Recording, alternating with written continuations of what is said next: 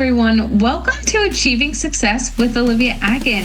I'm your host, Olivia Akin. Each week, we will discuss the roadmap of achieving your personal and professional success. We give you real-life stories on growing personally and professionally to achieve your life and career goals with the help of some top-notch guests. Today, we are speaking with Fareedah Shaheed.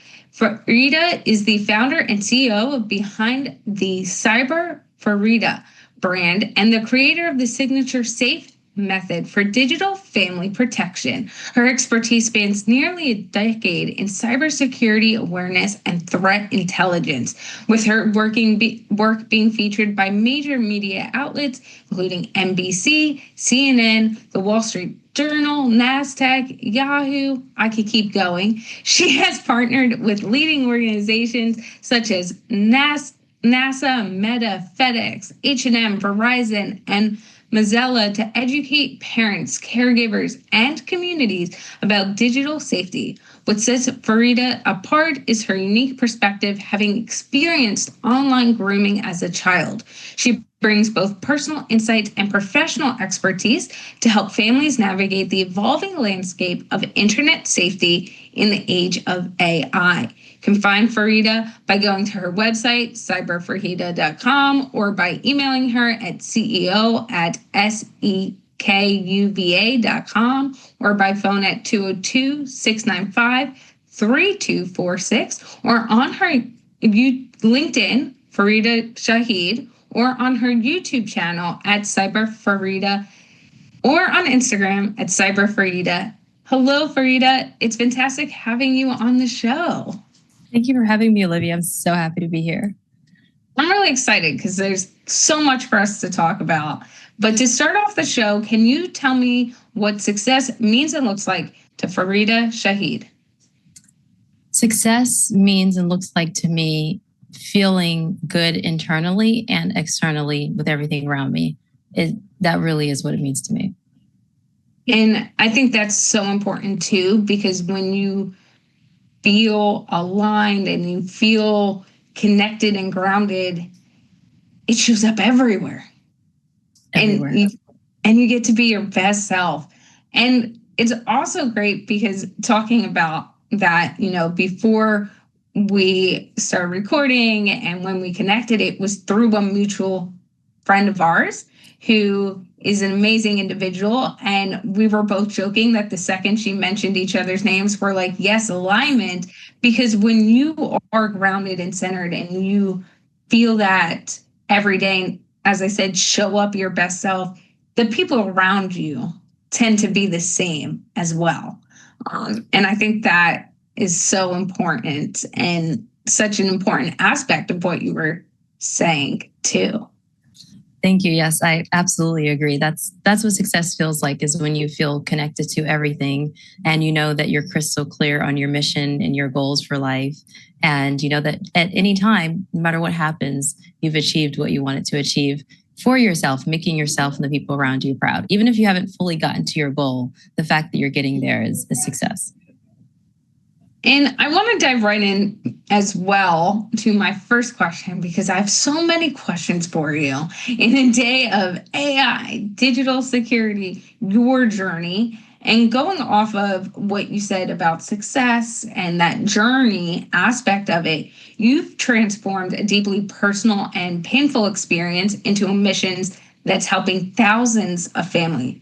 What drives you to keep showing up every day in the space? It's going to sound crazy, but if people understand this, they'll understand this. It's because I love myself very much. And it took a long time to get to the point where I loved every facet of my being. And because of that, I've grown a deep love and appreciation for my inner child. And so that means if I love and appreciate my inner child, then I love and appreciate other people's inner children and their children. And so for me to keep going, it means that that love has to show up every single day with the work that I'm doing. Even a simple thing of replying to emails or posting on social media, that has a bigger impact than just pressing send or publishing post. That is something that's creating a partnership or collaboration that ultimately protects kids online, that is honoring my inner child. And I always say my business is an honor and it's for kids, but it's it's a love letter to my mother and to all mothers, genuinely. And so that's what it is for me. That's why. I love how you said that. It's that love letter. And what does that love letter really represent for you? And can you take us back? And two-part question, I'll say this. Can you also take us back to when you were being groomed online as a child? And what was that experience like? And how did it then shift and give you the perspective and shape your understanding of digital safety? It's really challenging because there's so many different types of experiences. And I just posted something online saying that it wasn't just one experience. I talk about one particular experience is when I almost ran away from home and all of that. But there were so many instances. But the underlying feeling of all of them was that I was seeking connection and I thought I had a friend or I thought I had someone that was going to become more than friends. And then it's a very confusing process. Anyone who's went through any type of abuse, whether it's mental, physical, emotional, or anything else, it's really challenging to understand the breakdown of what you thought was something normal and okay, and then not being okay. And it happened, and me understanding and unpacking what happened over a couple of years. And I'm still learning even some bits and pieces of what happened that I didn't realize. So for instance, I was going through a child trafficking awareness course, and it was actually a workshop. It wasn't a course, it was a workshop in Dallas. And this woman said something about one of the signs of child trafficking. And it just like jogged a memory that I hadn't thought of in 10 plus years. And so it's really a learning process. I'm forgetting the original question now. I'm like going deep. I love it. You're fine. Keep going. Yeah, it was really, it's a confusing thing. It's confusing. It's also, there's a lot of shame with it. There's a lot of, especially in the online world, because grooming, what I learned as a kid, happened in person. Exploitation and abuse happens in person. So for it to happen online as a kid, I always felt, why couldn't I have just left?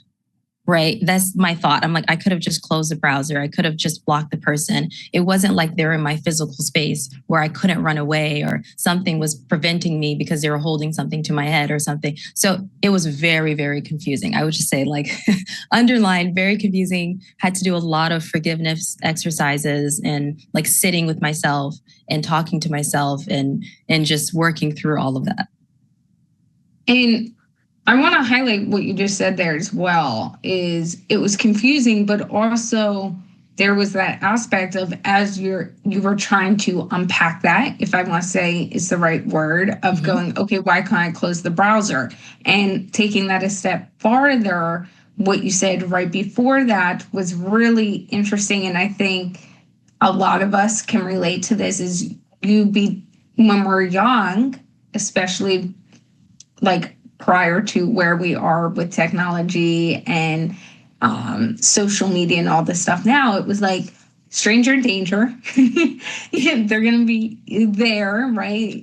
These other places are safe. And if you're in your home, you're safe. If you're in these places, someone you're safe. And so it really resonated with me when you talked about that. But then also when you took it a step farther and was like, well, I didn't necessarily know, or why couldn't I just close the browser?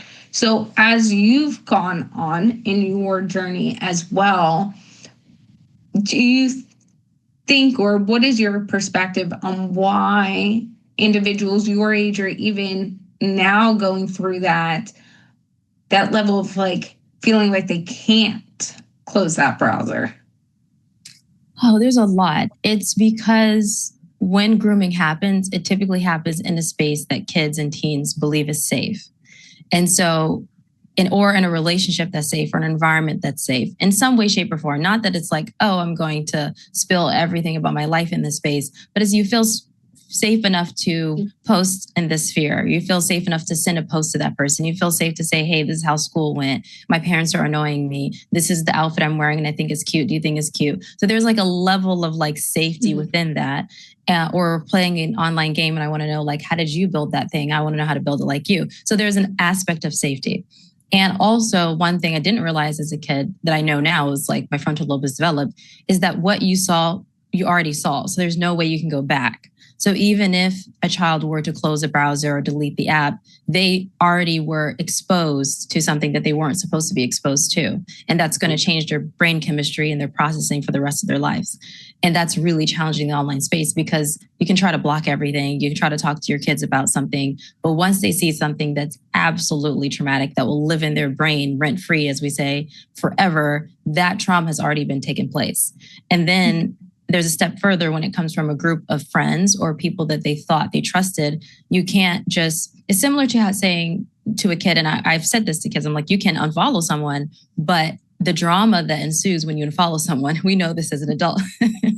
You're thinking, even some adults, let's be honest here. Right? Like, is it worth it? So you just mute that friend that you've connected with, at a PTA meeting or like in college or something, because you don't want to see their posts, but you can't unfriend them because now there's going to be a lot of drama. So like, imagine with teens and kids whose their entire lives, a big chunk of their life is the online life. So yeah, it's a challenge. And that being said, I want to also go back, like, I don't want to say go back, but also looking back for yourself. Were there warning signs, knowing what you know now, that you or your family might have recognized if you had known what to look for? Because I think that's really important as well, understanding what to actually look for. I agree. I made this whole guide of the 6 grooming red flags that I missed. And then every time I talk about it online, I have to remember, I'm like, it's actually not 6. It was 6 types, because I think there was like 12, 24 like messages. And I actually put the actual messages that kids might get. And I always say, like, the first red flag is the fact that the child is disconnected from themselves and the environment around them. That's the first red flag. Not because you can be super connected online and connected in person. You can have like connection with your friends. I'm not saying they don't have friends and then they have friends online, or they have friends and no, it's more in they're super connected online and super connected offline. That's okay. But when they're disconnected from something that they typically loved offline, and then they're super connected online, but they're very secretive of what they're doing online. And they're very like, no, you can't be involved in any way, shape, or form. I don't want to talk to you about anything. That's a red flag. That's from like the outside. Then when it comes to their actual devices, it really is these type of behaviors. I wish we as a society talked about them more, because they happen through childhood, adulthood, and even to grown adults, where you're dealing with people that are trying to manipulate you, abuse you. They're giving you a lot of compliments, and then they, pull back. They might, what do they call this? I think they call it negging right now, or not negging. There's a word where they'll say something bad about you to make you feel insecure, so they can come in and rescue you from that feeling. There's a lot of manipulation, a lot of like giving you fake or real stories in order for you to pour into them. So they might say, for kids, if they try to figure out where you're living, they might say, oh, I live next to Disneyland. Do you live next to Disneyland? How far are you from there? Like, I'm like next to it.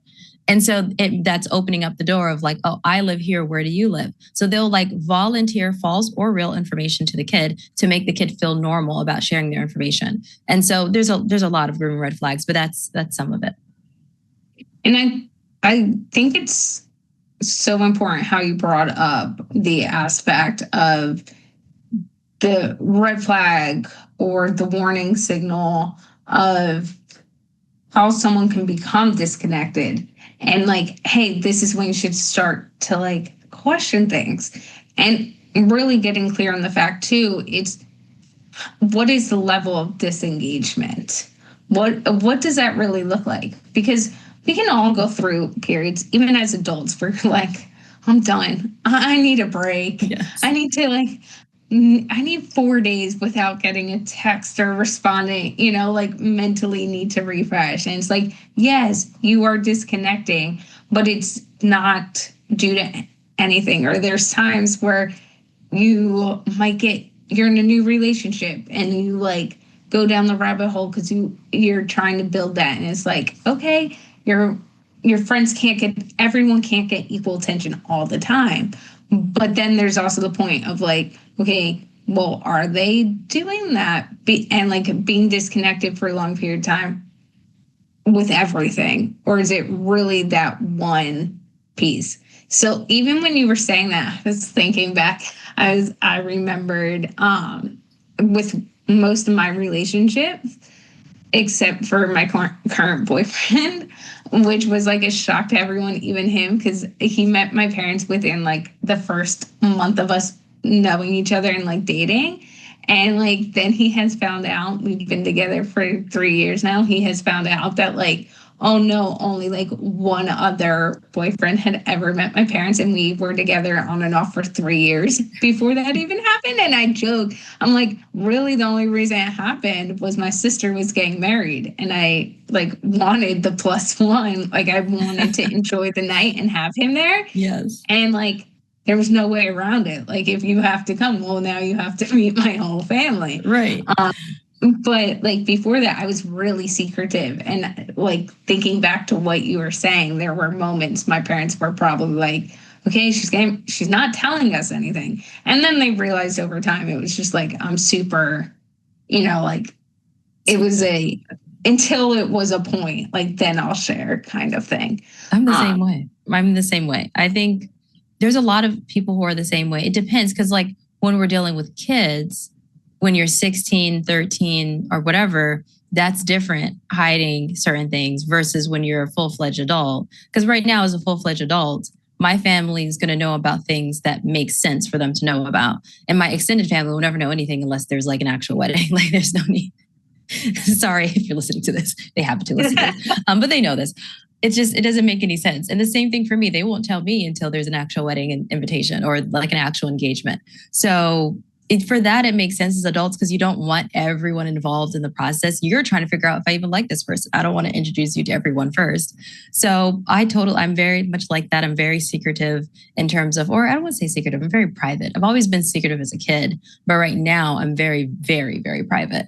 At the same time, I'm also a super open book. So if people actually meet me, they can ask me almost anything and I will most likely reply. I've only been into very, very few circumstances where I said, oh, I'm not comfortable talking about that. But it's so rare. I'm open about almost everything to a fault. At the same time, I'm also extremely private. So I totally understand what you mean. And that being said, how did you navigate the journey from being a victim to becoming, you're very much a leading voice in the internet safety space now. What were some of those pivotal moments along the way for you? I didn't know I was going to be doing this work at all. I had no plans of doing this. This didn't come from like, wow, I'm going to change the world and save the kids. And oh my God, I did not think I was doing this work at all. I experienced those things and I shut down on it. I pulled it, I put it in a box and hid it in the back of my mind and my spirit. Obviously, the body keeps the score, so I never forgot it, but in terms of the forefront of my mind. And then I always grew up loving technology. My dad was in cybersecurity and IT, and so that's what I did. I did my internship in that and I ended up getting a job there and I loved what I did, worked in cybersecurity awareness and threat intelligence, and it was just like so much fun. And then I was doing these workshops and the parents were looking at me and they're like, okay, you look super young. You look like my kid's age. Like I have a question about Roblox, Minecraft, or whatever, something their kids are on. TikTok wasn't a thing at that moment, but YouTube, Snapchat, Instagram. And I would talk about them. And then they would come up to me personally after the workshops that I was doing in corporate. And they would say, hey, I actually have a personal question. My kid is talking to a stranger online. And I don't know what to do. Like from your perspective, what should I do? And that's when the memories started flooding in because they would give specific things that were happening. And I'd be like, oh my God, that's what happened to me as a kid. And so I tried to give them advice as much as that was what I could in that moment because we had a limited amount of time. And then through that, there was like transformations that were happening. They were like, oh my God, my kid is opening up to me. They're finally talking about this. We figured out how to do this situation. Thank you so much for this advice. We went to the police about that. Because I was like, the police aren't going to listen to you unless it's serious. So don't go to police about my kids are grooming online. Unfortunately, they're not going to care. But if you say something like egregious is happening and like I fear for my child's life, and then they're going to listen to you. So, we'd have these discussions on and off all the time with so many parents. And then they would invite me to their like communities or private communities to talk to the parents and kids and teachers. And so that's basically how I got started. But no part of me felt like I should be the person to talk about this. It just happened. People encouraged me to start speaking out. And I think it's your relatability, but also as you said in telling that own story, there were things flooding back to you where you're like, oh, this is what's happening, or this is how to approach it from And feel free to correct me if I'm wrong. Hearing you, it sounds like from the victim, from the child's perspective. So you can speak, a lot of people are out there in different spaces and they talk from like, I'm a parent, this is what I went through, you're giving a very different perspective on it as well, and experience. You're coming from a different experience level, matched them with your expertise and like education in the space. People resonate with that. And I think it's also something that allows you to pick up on things way faster. Yes, and I didn't realize that in the beginning. So I didn't think that I could talk about this because I wasn't a parent and I didn't intend to be a parent. That wasn't like my life goal or journey. And so I had severe hesitation to talk about this. There's no part of me that I wanted to at all. I was severely against it. But what started to happen was, as I was giving advice to these parents, they would come back and tell me like more details. And I remember a couple of instances where the conversation was ending in tears. Like I was crying, they were crying, and they were like, you have to talk more about this. And I would hesitate to be like, no, I can't do that. I'm not a parent. I'm not a parenting expert. I'm not a psychiatrist, not a pediatrician. Like I can't talk about this. And they were just looking at me like I was absolutely insane because they were thinking, we're literally meeting you in corporate. You're working in cybersecurity and in threat intelligence, and you have this experience and you're transforming our kids' lives. What are you talking about? And finally, one parent and my coach, they were sitting with me and they said something that hit my heart, and from that moment, I changed my entire it changed my brain chemistry, and I stopped thinking like that.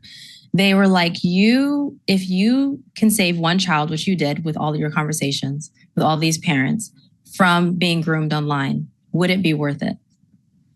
And do you think that you're doing yourself and children a good by deciding not to talk about this because of whatever limiting beliefs that you have in your brain? Do you think that is good? Do you think that you are doing something that's actually helpful to society? They're like, you're thinking about yourself and not thinking about the people that you can transform with your story. And think about your little self, your inner child, your childhood self that went through that. If someone with your experience were to have talked to you as a teen, as a kid, and helped you out, would you have been groomed online? And my answer is no. And they said, if you went and you did a workshop for parents to help them understand warning signs and how to protect their kids, do you think that their kids would be groomed online? I said, no. And they're like, and if they are in the process of grooming, do you think that your story can help them heal and understand the warning signs before it happens again? And I said, yes. And they said, so what are you waiting for? Why are you making this about you? It's never about you. And then from that moment on, I said, that literally, it was a long conversation. I was in tears. They were in tears. And I said, and I made a promise to them that I would never say that again, and that I would do everything in my power to make sure that more kids are protected online. And I don't want to cry because I always cry about every time I talk. I just posted on Facebook every single day for 6 months about how to protect your kids online, how to make sure kids are not groomed online. And that changed my life. I'm doing it for them. I love that. And you're making me emotional too, because it's like so many of us do things to help other people, the next generation. It could be through your life work. It could be like I help people use their voice to make an impact through podcasting, right? Being a guest, having their own podcast. But also I do a lot of volunteer and mentorship work and talking with young females, talking with the young adults in general about what they can achieve, different hurdles they could accomplish. And I think we all talk about, but at the end of the day, are you taking action to really help the next generation? And when you do that, it is such an amazing feeling, but it's also knowing that you are making the ultimate impact and building the ultimate legacy. Is like, even if that person doesn't embody everything, you've helped them have a better life. And talking about those workshops you did and all that stuff, you also developed the SAFE method. Can you break down for us and explain, and I know you mentioned it earlier as well, why you created and the structured approach to digital safety, and what is the SAFE method? So SAFE method is 4 pillars or 4 steps to protecting kids online. It's safe spaces, accountability, fun, and empathy. It's the foundational way of protecting kids online before we even get technology involved. I believe the safe method is, if we think about like a domino, when we like stack dominoes or we lay them out, and usually there's the first domino where if you push it, it like lays out all the other dominoes, it all falls. So that's the safe method for me. It's the first domino for protecting kids online. We have so many worries: AI, social media, gaming, grooming, predatory behavior, cyberbullying, inappropriate content, on and on and on and on. So those are like millions of dominoes, like every single worry that you have about kids online. And that first domino is that safe method of protecting kids online. I believe when more families, communities, organizations focus on that safe method of protecting kids online, you focusing on that domino, making it as heavy and as impactful as possible. Once you push that over, all the other dominoes start to fall, no matter what changes in technology and AI, because it's moving in fast, the speed of light right now.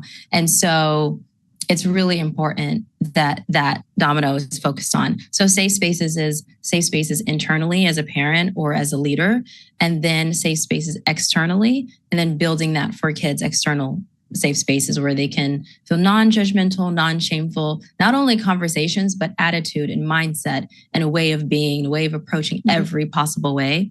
Accountability is if you say that you're not going to do something or you're going to do something, you're accountable to that, and you're teaching kids accountability. And when you mess up, you say, I'm sorry, and you show kids what it means to make mistakes in a graceful way and to honor their mistakes, because it's totally normal to make mistakes.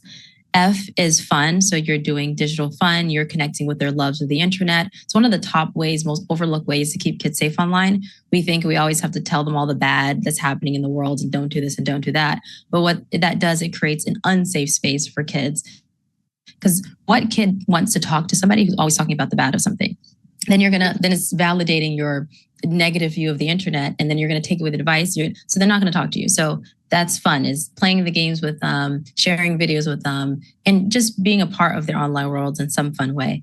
And then E is empathy, is putting yourself in your child's shoes, or the children that you're working with, their shoes, and being a part of their digital world and showing empathy. And then also opening up about your own life experiences that feel like have nothing to do with the online world to stay safe, but have everything to do with it because you're human and we have human experiences. And what part of the safe method do you think most parents typically struggle most with? Because it sounds amazing to implement and like, oh, that could be really easy.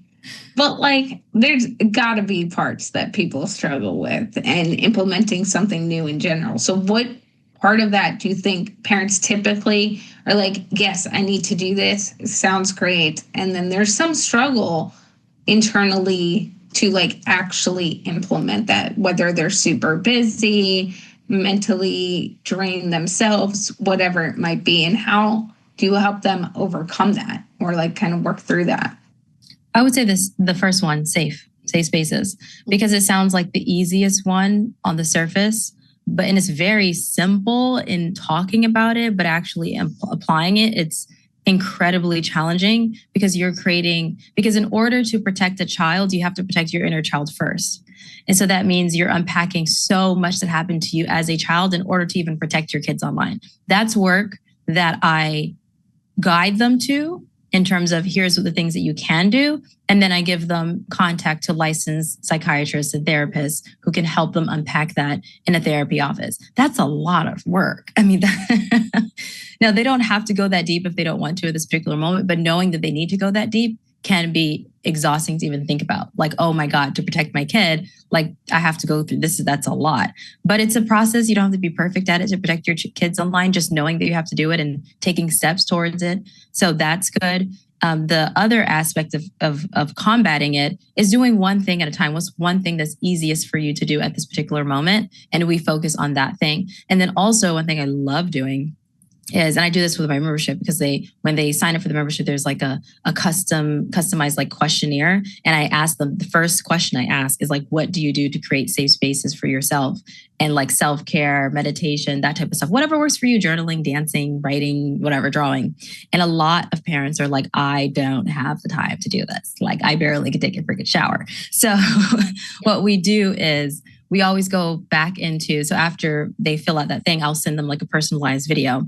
And I will say, okay, what are you doing right now? This one little thing, whether it's 30 seconds a day or 1 minute a day. And they might be like, I try to wake up like 1 hour before the kids are up so that I can take a shower in peace, right? It might be that. And I'm like, that is your safe spaces. You're giving yourself. So I show them like, what are the things that they're doing currently in their life that's creating safe spaces for themselves and also their kids that they're not aware of, and to double down on it. Maybe once a month they do a family movie night. Well, let's do a family movie night around something what their kids are going through. Maybe it's like around texting. Maybe it's this. How can we add fun? Maybe you're doing a family outing every 6 months. Maybe your kid loves anime. Maybe you can go to a cosplay convention and like go cosplay with them. How can you add fun in that? So we're just finding ways of what they're already doing and like tripling down on it.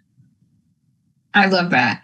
And you'd also mentioned earlier a few times, AI is changing so quickly, and it's also changing how we show up, where we're getting our information, how people are leveraging it to communicate on social media and really making sure their stuff is the best, or in emails and all these different spaces, right? What are the new threats parents need to be aware of that didn't exist 2 years ago because of AI? And yeah. I would say instead of online grooming just being focused on like actual people, now online grooming can be with AI. Like an AI by itself through programming can be grooming your child. That's one. Two, predators in general, the way that they are, their methods and their way of getting to kids and gathering information about kids are faster. The same way we can gather information about, I want to pitch a company, I can gather information about that. Well, I can gather information about all these people who have so-and-so high school in their bio. Graduating 2026, 2027 in their bio, things like that. So it's much easier to gather information and to figure out based off of them loving Roblox, what could I say? What's the most popular Roblox game? And then what's the first message I can send to a child? So now things are like becoming more rapid. And so we used to have this idea, and it wasn't true then, but it's definitely not true now, that, oh, like online grooming is targeted. Like they figure out like the one kid that they're going to target. Not really. They just kind of like, they spray and pray. Basically, they're like, oh, okay, what? Oh, okay, that's the one. This is who we're going to target. They know who they're targeting in terms of how they act and what they do. But at the same time, any child can be targeted just because, they're a straight A student. I was an honors student and I was groomed. So this idea of there's one look is false, even though there are looks to watch out for. But especially with AI now, it's like they're going to try everything. And that being said, and trying all these different things, and I think it's important to also highlight how you mentioned the spray and pray method. Like, just like, I hear a lot of people say sales is a numbers game, right? You keep going. When you said that, I was like, it's kind of like that. Sales is a numbers game. Just find people's contacts, reach out. Though you shouldn't do it that way. Let me emphasize. Yes.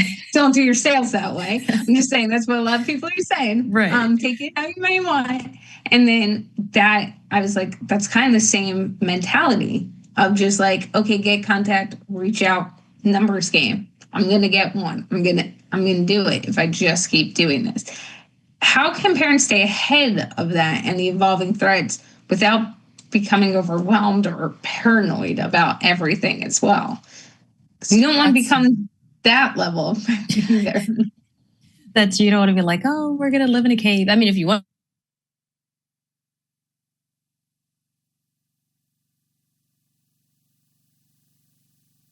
Tell all my members, this is what I talk about on social media. When I'm doing like the news stories, I always go safe method. And then me and so many other people, and I repost their content specifically on Instagram and TikTok about like how to stay ahead of it. So I'll repost videos about how to determine whether or not something's AI. Inside of my free resource library, I have like ways that you can teach kids about AI, shows that you can watch with your kids about AI, showing teens how algorithms are created, how AI is biased depending on who is creating it, so they can create their own AI, so they can understand, oh, it's biased based off of this. So the responses are not going to be, oh, set in stone. AI says this, so therefore it must be. So those are ways that parents can stay ahead of it. So yeah, just following people that talk about it, who post about it, following the resources, my newsletter, and focusing on the safe method genuinely. And it's funny you said that, the aspect too of like AI is not the only thing, or like 100%. I recently saw this video, and I mean, I believe that true. It's really important to like if you're gonna have an AI, like give it all the information, right? I mean, backtrack here to an example as well. As I was at a conference this past year and talking to different people, and one of the people from the corporate organization, because I sat on their nonprofit board, was like, well, Olivia, like, what are your thoughts on AI? Like, I think it's so not helpful, but they're trying to integrate it into the company and like to get us to do this and that. And I asked her, I was like, okay, well, me an example. And they're like, well, leverage AI to write better emails. It'll go faster, this and that. And I said, well, what are you, okay, so now tell me, what are you telling it to do? And she's like, I'll tell it to write me an email, but it never comes out right. And I looked at her and I laughed and I said, okay, well, I'm going to tell you, because all you told it was to write you an email. And so it's not going to populate right.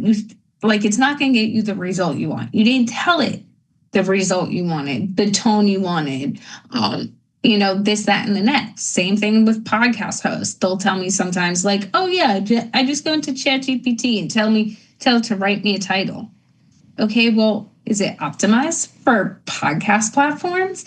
Is it giving all the information it needs to be searchable and findable? All these things. And so it's really important that if you're going to be leveraging just ChatGPT or these platforms, that if it's a very genetic and not a specific tool for a certain reason that's been built out, you build it the way where information could come in. Taking that a step further, and what I was originally going to say as well is like, you even was watching a video recently, and I believe this about, you really need to tell AI what you're looking for and give it every piece of possible information you can, and go back and forth with it. Run a scenario with it, this and that. And I watched a video recently, and they're two lawyers, they're husband and wife, they own the same law. And they showed how they gave the same scenario to ChatGPT. And the wife was like, your husband's abusive. You should really go get help, this and that. And then the husband's ChatGPT was like, you're right. You're 100% right. Same exact scenario, just two different people put it in. And they're like, he's like, my AI was like, you're 100% right. You should really have this conversation with your wife. And he's like, and my wife was telling her she needs to go to the police right away. And like, isn't that? And so it was a pure example, like very quickly, of two people who love each other, two people who put the same exact thing in and got completely different scenarios and responses to it. And I'd love to hear your input too, is like, as you're putting things into platforms like ChatGPT, it's feeding off previous things you've said as well. And feel free to correct me if I'm wrong and like give us insight on how that works too. No, you're right. And it's challenging because children are using the platforms and they're putting in, oh, my mom said this and my dad did this and my teacher is doing this and my school's that. And I'm really stressed and I don't know what to do. And I don't know if I should be here anymore. And so chat is programmed to be like, oh, yes, you're absolutely correct. Maybe this isn't for you anymore. And your family doesn't really care about you. And so it's like feeding in information that's not true. And in the off chance it is true, they're not really capable, right, of giving the responses that are necessary for the kid. But what happens is, why would a kid not go to AI when it's fast, quick, easy, non-judgmental, non-shameful, no blowback into their lives, and they feel comfortable with it because it's going to agree with them.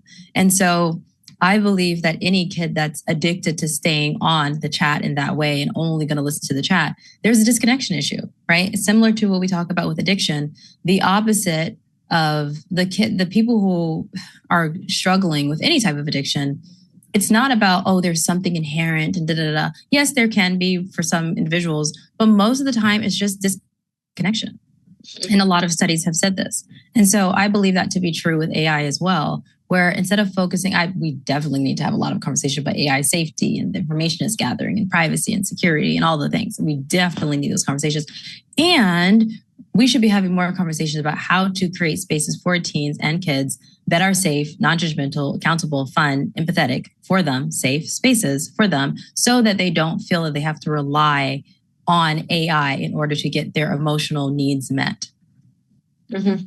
And it's also, like you said, it's quick and easy. And like, there's times I'll say, I've opened ChatGPT, it could be on my phone. And I'm like, okay, quick math, right? I was like, a few weeks ago, for example, I was sitting there and I was trying to see like when I would need to call to renew my next script and this and that. And so I counted my pills and I was like, okay, I took my meds this morning. I have X amount of pills. Can you tell me what date I'll be taking my next pill?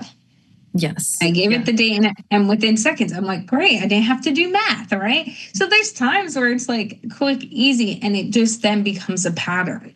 Okay, let me just, instead of Googling it, or maybe put it in Copilot, maybe put it in ChatGPT, it'll be faster to get where I'm going. But you have to realize like, what is the level you're engaging with that as well.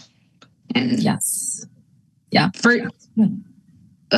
What do you also think like even adults can do? Because I feel like there are some adults who are going more and more towards just leveraging ChatGPT and AI in general, that we don't then become addicted or I should also say the level of understanding that it isn't always going to be 100% accurate and you should just trust what says it. I mean, the same thing with the internet in general. Just because the internet says it or someone on Facebook says it doesn't mean it's always true. I would say triple checking sources. I always asked it to give me the sources exactly and give me the link. Because sometimes it'll give you the link, but you still have to read. Like, my thing is, as much AI as we use, and I love AI, I think it's great. I just did a campaign with like DuckDuckGo and they said, are you for AI or against AI? And I was like, I'm in the middle, right? I love AI and I'm against some of the challenges that's ensuing for communities and kids. And at the same time, it's very similar to our phone, right? Our phone, if we think about how it's made, there's pros and cons to it and what the challenges that it ensues for the community and kids.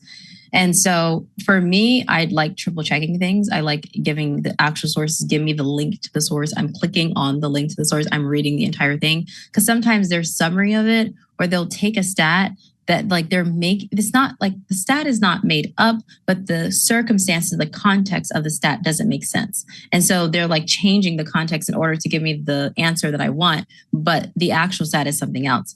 And so that is challenging. This is coming from someone who I have not studied statistics. I don't even know how to read, the stats the way that they're supposed to in terms of the context. I'm just using like common humans, just common sense, right? And so I would say using our common sense, using ChatGPT, Claude, Copilot, whatever you want to use with common sense is most important. And as adults, the more that we're using it with common sense, we can teach kids to use it with common sense. If we're so anti-AI, which is totally okay to be because you have a right to be, it's just being mindful that if you're a parent, to be careful about being too anti-AI when your kids are around AI all the time, because you don't want your kids to feel like you're not a safe space for them to talk about the bad things that go wrong with AI, because the things that you're worried about are less likely to happen, or if they were to happen, God forbid, when they happen, your kid can go to you and be like, oh my God, this is what happened, or someone said this, or my chat told me that I shouldn't be here anymore and is telling me to do this. They're more likely to talk to you. But if you're talking sugar and iced tea about all the AI, they're not going to come to you when the chat says something crazy to them. They're never going to do that. It's never happening. So I always say if you're a teacher, educator, you're in charge of kids, you have kids, to be super mindful about how you're talking about AI in front of kids, because that matters for their safety. Fareedah, thank you so much for sharing your story and expertise with us. I can't believe this time it's flown by, and I want to keep going in your journey from surviving online grooming to becoming a leader in the digital space is truly inspiring, and you can see just the passion and impact and how much you care about this. like in every word you say, in your facial expressions, how you lean in, body language, all of that. And I love it. And it just makes me want to talk to you and learn from you even more. Fareedah, how could people get in touch with you if they want to connect with you? Absolutely. They can go to cyberfareedah.com, or if you type in my name in Google, my website should come up. And then you can either work with me, you can send me an email, you can see my social media, my free guides online on protecting your kids in the age of AI. It's all there. Thank you, Fareedah, for all of your insight today. Thank you. Thank you for having me. Appreciate you. It has been a pleasure, and a few of our key takeaways from today's conversation include: the first red flag is the kid being disconnected to something offline that they are typically very passionate about, that's going on for a long period of time. Like Fareedah said, it isn't like, okay, they're really connected to things on social media and now they're just no longer engaging in this one aspect. It is multiple aspects. You're really feeling that pull that they're having from what they normally love to do, not something that like you want them to do necessarily, I should say too. Let me highlight that. I know Fareedah, that was like her point as well, is like their normal things they would love to talk about, do, they're no longer doing that. And making sure that that's also showing up as a signal, and you understanding that signal when it's starting to happen and take note of it and that pattern, as well as the SAFE method. I love what Fareedah had brought up here and the importance of it, and the sound to remember it makes it so simple. The SAFE method, people, the S standing for safe space, and she talked about amazing ways to create those safe spaces. A being accountability for both sides and making it easy and understandable. The fun for F, and the empathy for E. Again, something easy to remember that can make such an impact. And there's so many things she had said, from movie nights to being able to be talked about, to having those spaces that you can implement in your everyday life. She also brought up that if all of those are too challenging right now, what is the one thing you can start doing immediately? What is that first step? I think that's so important as well, because there's always a first step. So for everyone out there, whether you have kids or not, because you can help a peer, a nephew, a niece, a friend's kid, you don't know, a grown adult, right? You can help even adults with this method.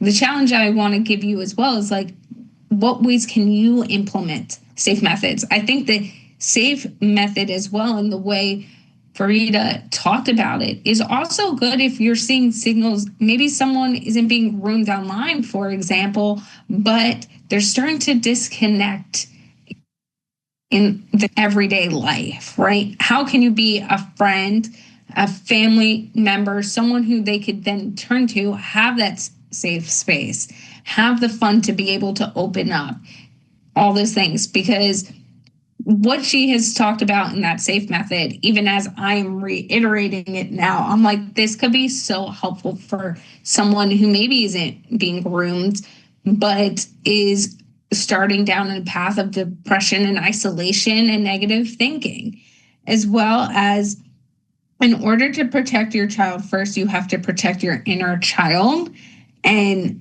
really heal and protect that person. And I love how Fareedah brought that up, because it is important. We have to understand our own journey, as she mentioned, the thoughts, the way we see the world. What shapes us as a kid is how we also show up as an adult. This was a great episode with our top-notch guest, Fareedah Shaheed. Thank you for listening, and have a successful day.